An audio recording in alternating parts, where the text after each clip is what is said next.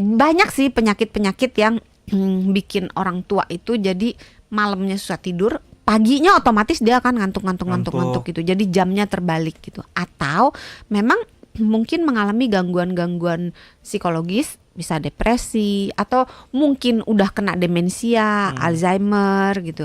Atau mungkin sekedar bingung aja mau ngapain. Karena banyak orang yang udah pensiun, nggak punya keinginan untuk melakukan sesuatu yang lain karena ngerasa udah cukup deh, aku udah kerja udah capek, mau istirahat gitu. Tapi tidak melakukan apa-apa, lama-lama akan menyebabkan badannya bingung gitu, nggak ngapa-ngapain, bangun pagi, makan, terus nganggur sampai siang, makan, nganggur lagi sampai malam makan, jadi badannya bingung gitu. Ya udah tidur karena nggak ada yang mau dikerjakan gitu. Jadi sebetulnya nggak baik.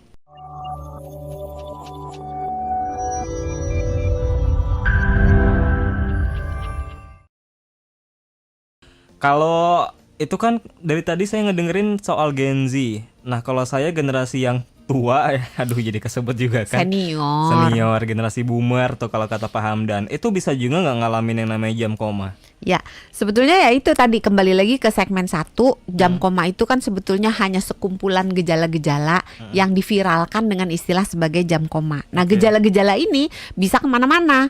Jadi bisa karena mungkin penyakit tadi kan ya, bisa penyakit fisik, penyakit mental, atau biasa karena gangguan nutrisi, gangguan pola makan, atau gaya hidup yang jelek, gangguan kurang tidur, atau otaknya terlalu banyak diisi dengan tadi banyak pakai gadget gitu ya, jadi kayaknya full banget gitu, otaknya nggak istirahat, lama-lama otaknya juga ngambek gitu loh. Jadi bisa juga dialami oleh semua lapisan usia, tidak spesifik milik Gen Z aja gitu. Jadi bisa Pak Hamdan memang kalau mengalami tidak perlu merasa ih kok kan bukan generasinya. Ini bisa dialami oleh semua orang. Perasaan kemarin dengerin Dokter Santi, ini generasi Z, kok saya juga ngalamin ya gitu. Iya, bisa dialamin juga ya. Dan yang paling penting tadi, sama seperti Ibu Sylvia.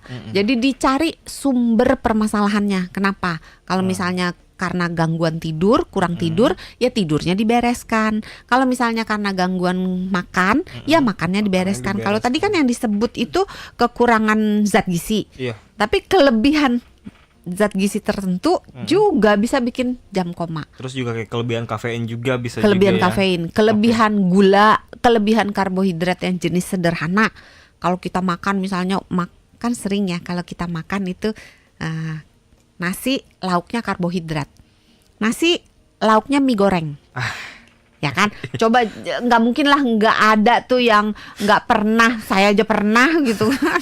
Dokter aja pernah. Iya, nasi lauknya bihun goreng gitu kan, nasi lauknya perkedel gitu kan, semuanya bentuk karbohidrat gitu. Jadi hati-hati, asupan karbohidrat yang berlebihan juga termasuk asupan lemak yang berlebihan, gorengan gitu kan, itu bisa bikin badan kita mengalami jam koma. Jadi beresin pola makannya. Jadi kalau penyebabnya pola makan, beresin pola makannya. Penyebabnya penyakit, dikelola penyakitnya gitu. Dicari penyebabnya, dibereskan, maka jam koma akan menjauh. Tadi juga sempat ngomong di off air ya pas lagu sama Dokter Santi, kalau orang tua itu banyak juga ya yang sehari-harinya tidur, gampang ngapain. Iya. Itu salah satu tanda kelelahan juga tuh gimana sih, Dok? Sebetulnya semakin tua itu semakin banyak masalah, baik di kesehatan fisik maupun di kesehatan mental. Kalau kesehatan fisik, orang makin tua makin susah tidur gitu kan, karena mungkin dia ada nyeri-nyeri. Jadi kalau malam misalnya lututnya sakit, kakinya sakit, kesemutan dan seterusnya yang menyebabkan dia susah tidur. Atau banyak pikiran, aduh ini anak gue begini ya hidupnya, belum nikah gitu. Atau misalnya aduh kok hidup gini amat ya, udah tua, gue penyakitan, belum punya atau warisan, belum punya warisan, terus atau anak masih kuliah sementara udah pensiun pensiun gitu. Jadi rumahnya baru di Pondok Indah gitu ya, belum di Menteng. baru 2 gitu ya, 2 hektar gitu. Mobilnya baru BMW doang. Gitu. Baru 10 gitu ya, 10 outlet gitu. Jadi karena banyak pikiran bisa memicu susah tidur gitu. Banyak sih penyakit-penyakit yang bikin orang tua itu jadi malamnya susah tidur, paginya otomatis dia akan ngantuk gitu. Jadi jamnya terbalik gitu. Atau memang mungkin mengalami gangguan-gangguan psikologis, bisa depresi, atau mungkin udah kena demensia, Alzheimer gitu. Atau mungkin sekedar bingung aja mau ngapain. Karena banyak orang yang udah pensiun itu nggak punya keinginan untuk melakukan sesuatu yang lain karena ngerasa udah cukup deh, aku udah kerja udah capek, mau istirahat gitu. Tapi tidak melakukan apa-apa, lama-lama akan menyebabkan badannya bingung gitu, nggak ngapa-ngapain, bangun pagi, makan, terus nganggur sampai siang, makan, nganggur lagi sampai malam, makan. Jadi badannya bingung gitu. Ya udah tidur-tidur karena nggak ada yang mau dikerjakan gitu. Jadi sebetulnya nggak baik karena itu akan membuat kemampuan berpikir, kemampuan bergerak itu akan turun dengan lebih cepat daripada yang badannya masih dipakai, otaknya masih dipakai. Jadi yuk buat Pak Hamdan, kalau misalnya sudah senior mirip kayak saya gitu. Dan buat pendengar-pendengar Sonora lain yang senior juga, jangan sampai kita ngantuk-ngantuk gitu ikut-ikutan jam koma. Cari aja aktivitas ya, entah itu baca, entah itu ngisi TTS, apapun, bergaul dengan orang, belajar kemampuan hal baru, ikut dalam kegiatan keagamaan gitu, atau sekedar berpartisipasi membantu orang lain dalam berbagai bentuk gitu. Itu banyak sekali yang bisa dilakukan dan menarik. Ada juga nih Siska ini kayaknya Gen Z, soalnya sering nih juga ngalamin jam koma, katanya kerja jam 1, jam 2an gitu sering tiba-tiba ngantuk. Kalau diatasinnya sama short nap gitu, tidur cuma setengah jam, itu gimana dok? Iya, nih terima kasih Mbak Siska. Memang benar, power nap, tidur sebentar aja, tapi jangan lama ya, 10-20 menit itu bisa membantu memulihkan stamina kita. Yang karena baik memang itu power nap 10-20 menit, Oke, maksimal 30 menit. Karena kalau lebih dari itu, kan kita tidur ada beberapa stage ya, ada beberapa tingkatan. Kalau lebih dari itu kita masuk ke tidur yang dalam banget. Nah, kalau kita masuk ke tidur yang dalam banget terus kita udah harus bangun, itu kita nggak siap gitu, jadi malah kontraproduktif, malah jadi lemes, jadi nggak semangat gitu, jadi nggak enak. Jadi sebentar aja itu udah cukup. Dan kalau memang kadang-kadang gini, microsleep masih inget nggak? Oh iya, ketiduran masih. gitu. Itu juga kadang-kadang mirip, memberikan gejala yang mirip seperti jam koma. Udah mulai oneng gitu ya, kalau diajak ngomong udah udah nggak bisa mencerna informasi, udah nggak konsen gitu. Mungkin sebentar lagi akan mengalami microsleep gitu. Kalau cuman sekedar di rapat gitu ya, lagi meeting ketiduran nggak masalah. Tapi kalau misalnya pekerjaannya itu yang membutuhkan kewaspadaan, misalnya di pabrik yang ada alat tajamnya gitu, kan jadi bahaya gitu. Jadi kalau memang perlu tidur sebentar, penting banget itu. Jadi itu bener loh Mbak Siska. Salah satu cara mengatasi yang cukup ampuh ya, power nap selama 10-20 menit untuk mengatasi yang namanya jam koma atau bahkan microsleep juga ya. Iya, selain tadi itu ya, cari sumber penyebabnya dan lakukan gaya hidup yang sehat.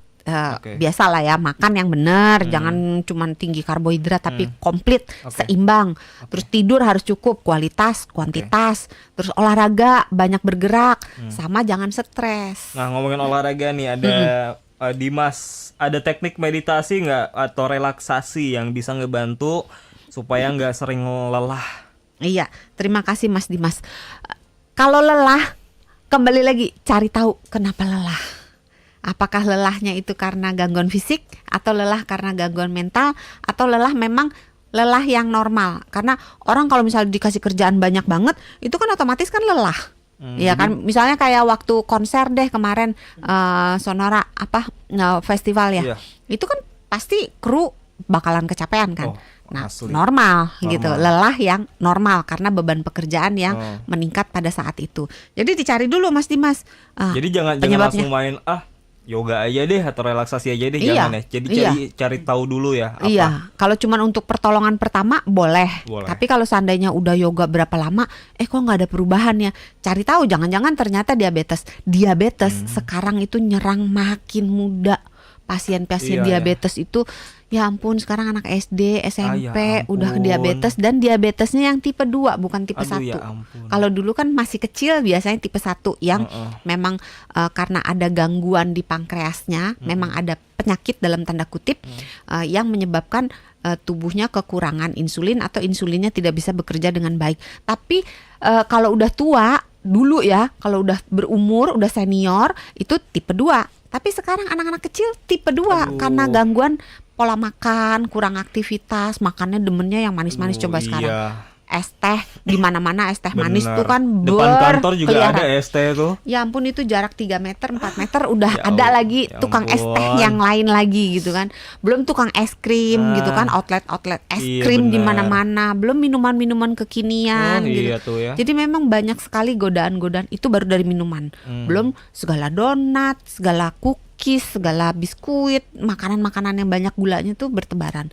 Jadi hati-hati Yap. Mas Dimas. Mungkin kalau mau meditasi atau mau bikin teknik relaksasi atau olahraga yang menenangkan, misalnya tadi yoga atau tai chi, monggo dilakukan, silahkan. Nah, kalau nggak ada perubahan, tetap harus dicari tahu. Baik. Bagaimana, konsultasi dulu ke dokter, cek lab, tahu penyebabnya, dibereskan. Baik, serem ya penyakit-penyakit zaman sekarang. Jadi jaga kesehatan. Kalau Ya. kata dokter Santima apa? Sehat itu mudah, sehat itu Nah. murah.